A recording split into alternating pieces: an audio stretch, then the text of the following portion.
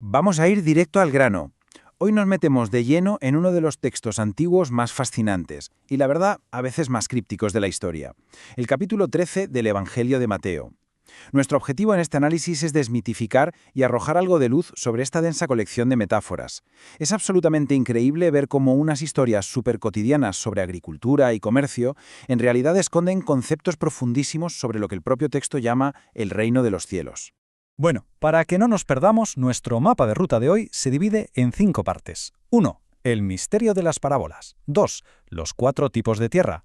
3. Crecimiento y valor incalculable. 4. La siega y los segadores. Y por último, la sección 5, sabiduría y rechazo final. Sección 1. El misterio de las parábolas. Ocultando y revelando la verdad.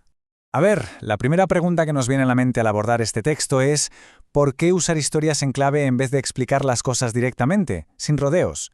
El propio relato nos da la respuesta citando una antigua profecía de Isaías. Básicamente nos dice de forma explícita que estas narraciones están diseñadas para actuar como un filtro. Revelan los misterios del reino a quienes de verdad están dispuestos a escuchar, pero, ojo, ocultan la verdad a los que tienen el corazón duro o insensible. Es un mecanismo de comunicación alucinante, ¿verdad? La misma historia exacta puede iluminar por completo la mente de una persona y al mismo tiempo dejar a otra totalmente a oscuras. Sección 2. Los 4 tipos de tierra. La recepción del mensaje. Aquí entra en escena la famosísima parábola del sembrador. Pero no es solo una historia sobre agricultura, funciona como un auténtico mapa psicológico y espiritual de cómo los seres humanos recibimos e interiorizamos un mensaje. Los resultados ilustran brillantemente cómo el texto literal asocia el estado de nuestro corazón con la supervivencia de esa semilla. Fijaos, junto al camino la semilla ni siquiera logra penetrar, el maligno la arrebata al instante. En los pedregales hay mucha alegría al principio, pero como no hay raíces profundas, cualquier aflicción o tropiezo hace que todo se venga abajo rápidamente. Entre espinos son las preocupaciones del día a día y el engaño de las riquezas lo que termina ahogando el mensaje. Y por último, la tierra buena. Es el único escenario de los 4 donde el mensaje realmente se entiende, sobrevive y da un fruto palpable. Y hay que detenerse a pensar en la magnitud de ese resultado en la tierra buena. El texto no habla de una cosecha normalita, no. Habla de un rendimiento del 100, el 60 y el 30 por 1. Para la agricultura de aquella época, este nivel de multiplicación es una auténtica locura, algo casi sobrenatural. Subraya ese impacto extraordinario, incalculable, que ocurre cuando alguien escucha de verdad, comprende la palabra y deja que eche raíces firmes. Sección 3. Crecimiento y valor incalculable. El reino en expansión. Una vez que hemos analizado cómo se recibe la semilla, el texto nos cuenta cómo este reino se expande por el mundo. Tanto la semilla de mostaza como la levadura comparten un hilo conductor clarísimo. Empiezan siendo algo totalmente invisible, minúsculo. Un grano de mostaza enanito que acaba transformándose en la mayor de las hortalizas, tan inmensa que las aves hacen sus nidos en las ramas. Y pasa exactamente lo mismo con la levadura. Un poco de levadura escondida en la harina que, de forma silenciosa, termina fermentando toda la masa. Nos enseña que esos orígenes microscópicos desembocan inevitablemente en un crecimiento expansivo y profundamente transformador. Pero, ¿cuánto vale realmente este reino que crece de esa manera? Las parábolas del tesoro escondido y la perla de gran valor nos lo explican compartiendo una secuencia exacta, de 4 pasos idénticos.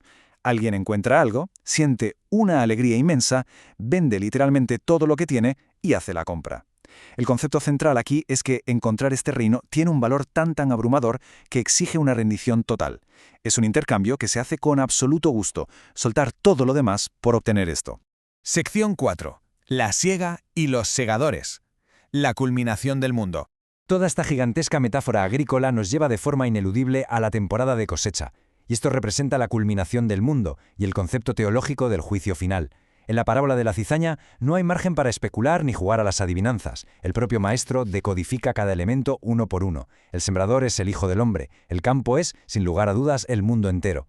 La cizaña, esa hierba perjudicial, representa a los hijos del maligno. Y los encargados de la cosecha, los segadores, son descritos de manera explícita como los ángeles. Es un mapa interpretativo súper directo para entender cómo conviven todos estos elementos hasta el mismísimo final de la historia. Y ahora viene un detalle verdaderamente fascinante. Fijaos en la palabra griega original, ceristés. Se pronuncia teristés y se traduce directamente como cosechador o segador. Al prestar atención a este sustantivo griego en particular, nos damos cuenta de lo absolutamente cruciales que son estos segadores angélicos dentro de la visión literal que da el texto sobre el fin de los tiempos. Ellos son literalmente los agentes activos de la separación. Y claro, esa separación produce dos resultados radicalmente opuestos en el momento de la siega. El texto es crudo y muy descriptivo, sin filtros. La cizaña es atada en manojos y arrojada al horno de fuego, a un lugar de llanto y crujir de dientes. En absoluto contraste, el trigo es recogido en el granero, donde los justos brillarán como el sol. Estas representaciones nos muestran de manera neutral los conceptos teológicos exactos que propone la fuente literal, ilustrando dos destinos diametralmente distintos. Para dejar este punto aún más claro y cimentado, el relato añade la parábola de la red barredera, que funciona exactamente con la misma mecánica. La red atrapa todo tipo de peces, pero al final se sientan a clasificar, guardando los buenos en canastas y tirando los malos. El texto repite este tema de la clasificación a propósito, sencillamente para asegurarse de que la certeza absoluta de esta división final quede asimilada por completo. Sección 5. Sabiduría y rechazo final. La respuesta de Nazaret. Después de desplegar toda esta vasta red de misterios sobre el reino y el fin de los tiempos, nos toca ver cómo reacciona el mundo real. Pero justo antes de enfrentar estas enseñanzas con la gente de su propia tierra, el texto nos deja un pequeño proverbio a modo de conclusión didáctica. Compara al verdadero discípulo con el dueño de una casa que saca de su tesoro cosas tanto nuevas como viejas. Es una forma preciosa y elegante de destacar lo valioso que es fusionar los sólidos cimientos históricos de la antigua fe con el descubrimiento de estas nuevas revelaciones. Entonces, llegamos al punto crucial. ¿Cómo reacciona la gente de Nazaret al escuchar a alguien con semejante sabiduría? Pues, sorprendentemente, la reacción es de ofensa pura y escepticismo. Se preguntan, desconcertados, de dónde ha sacado todo eso, siendo al fin y al cabo el hijo del carpintero. En lugar de dejar que esa sabiduría les transformara la mente, la simple familiaridad con su origen terrenal se convirtió en un muro infranqueable. Fue un escándalo en toda regla, lo cual cierra la narrativa de este capítulo con una ironía verdaderamente trágica resumida en esta frase demoledora. No hay profeta sin honra, sino en su propia tierra y en su casa. Por culpa de esa incredulidad tan obstinada, el texto nos informa que apenas se hicieron milagros allí. Es decir, a pesar de tener delante una sabiduría de valor incalculable, la condición pedregosa de esos corazones impidió por completo que la semilla diera su fruto. A lo largo de este recorrido hemos visto cómo se revelaron profundos misterios cósmicos y advertencias muy serias sobre la cosecha final. Todo a través de historias agrícolas sencillas y expuestas con total claridad.